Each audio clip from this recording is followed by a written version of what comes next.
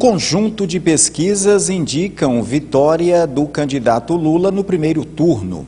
O Instituto e Meio de Comunicação Poder Data reuniu algumas pesquisas e tirou, então, um prognóstico ali. E alguns dados científicos aqui a gente quer estar passando para você. Vamos mostrar aqui, então. 5 de 6 pesquisas sinalizam possibilidade de vitória de Lula no primeiro turno. Principais pesquisas eleitorais das últimas semanas. São as principais, então, tiraram as 6 principais dos maiores institutos e colocaram aqui para ver. Vamos lá, então. A pesquisa XP e PESP, de 30 de maio a 1º de junho, com o... dando 3,2% de margem de erro. Lula ficou com 45%, Bolsonaro com 49%. Aqui, então, dentro da margem de erro, ficou dando um empate. Tá. Aí a segunda aqui, a pesquisa Quest, 46 Lula, 41 para o candidato Bolsonaro. Aí esse sim aqui significa, então, que o Lula vence. Uma vitória aqui, então, das 6 pesquisas.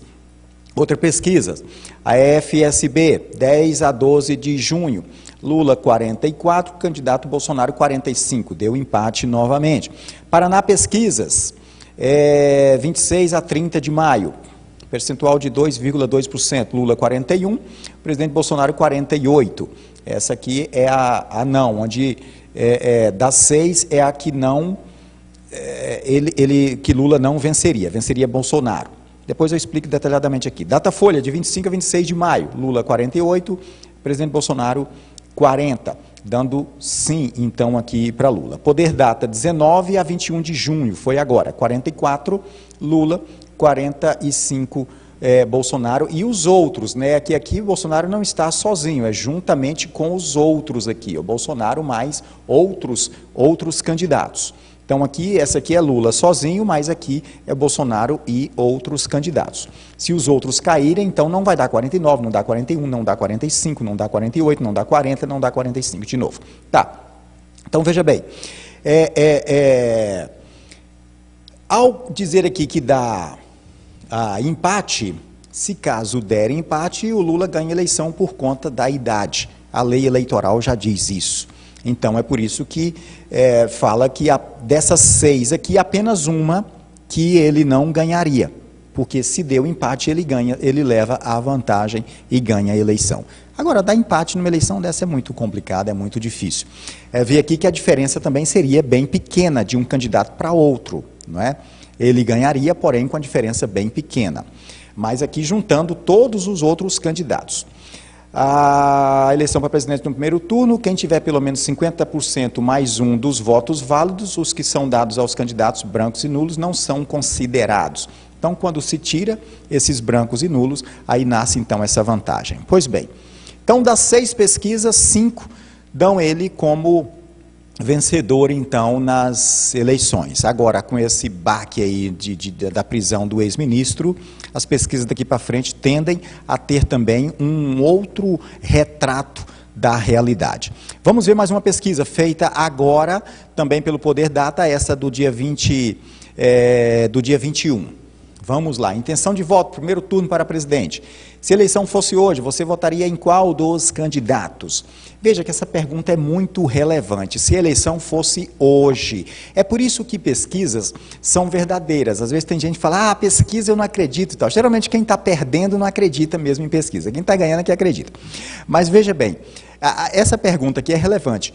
Se a eleição fosse hoje. A pesquisa retrata um momento, um sentimento de momento, uma emoção de momento ou uma decisão de momento.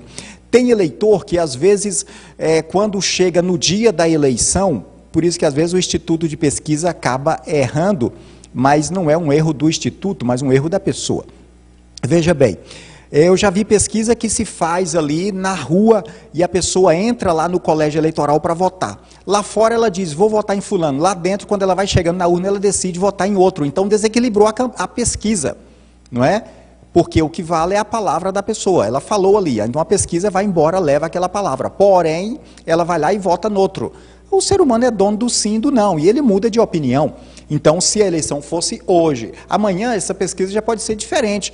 Até 2 de outubro já pode ser totalmente diferente. Pesquisas mudam de uma semana para outra, às vezes de maneira radical, né? Porque retrata um momento, não é um prognóstico, é retratando um momento.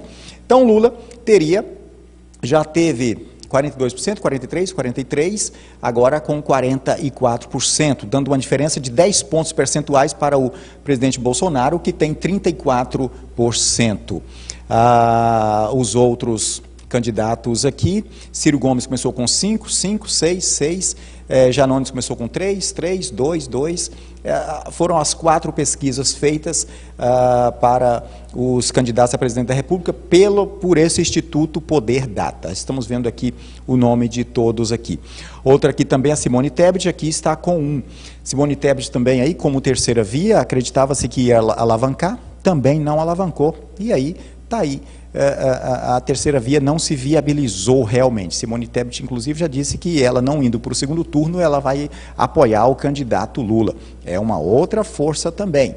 Então, mas aí, se Simone Tebet chegar a 3%, 4%, 5%, não vai interferir muito no resultado final aí da eleição. Temos mais um texto aqui dessa pesquisa, temos aqui. As eleições deste ano podem ser decididas já no primeiro turno, indica levantamento do Poder Data. Das 6 últimas pesquisas eleitorais, 5 mostram a possibilidade do ex-presidente Luiz Inácio Lula da Silva, PT, vencer já em 2 de outubro. Em 2 estudos, Quest e Datafolha, Lula vence fora da margem de erro, já no primeiro turno. Fora da margem de erro, esse dado também é relevante, a gente está comentando e falando aqui. Então, essas pesquisas vão também dirigindo os rumos aí das campanhas eleitorais. São elas que determinam também. Em determinado lugar a gente está fraco, em determinado lugar a gente está mais forte, outros lugares a gente precisa fortalecer, e aí vai. As pesquisas vão dando os rumos para se trabalhar. E também vai vendo a temperatura e a emoção dos eleitores. E vai se aos poucos mostrando essas realidades aí. O presidente Bolsonaro tem aí alguns problemas graves. Quem está na cadeira, às vezes, sofre mais. Tem mais a máquina para fazer a campanha, porém, sofre um pouco mais. Ele está com esse problema aí da inflação altíssima, o preço do combustível muito alto, é um desgaste grande para a sua campanha. Aí vem agora essa questão também dos caminhoneiros, que começam a se revoltar contra o governo federal. O governo fez essa proposta aí de dar R$400 para eles. Eles estão vendo isso como uma brincadeira por parte do governo federal, porque R$400, os motoristas, os líderes estão dizendo, não daria para fazer o remendo de 2 pneus que a gente estoura às vezes na estrada, fura por aí. Então, realmente, esse valor para pessoas individuais, pessoas físicas, é uma coisa. Já para um caminhoneiro, R$400 realmente não vai ajudá-lo em nada. E eles se revoltaram ainda mais, porque se sentiram desprestigiados. E é uma categoria que tem força, eleitoralmente falando. Mesmo não fazendo uma greve, uma paralisação, mas eles têm muita força. Então é preciso, o núcleo da campanha também focar isso aí, o próprio pessoal no Palácio do Planalto, focar também uma solução, porque realmente está dificultando demais os caminhoneiros trabalharem nesse país. Se continuar como está, é mais uma fatia grande de voto que se perde aí. Não é fácil. Esta foi mais uma parte do seu cenário político de hoje, porque a notícia política pousa por aqui.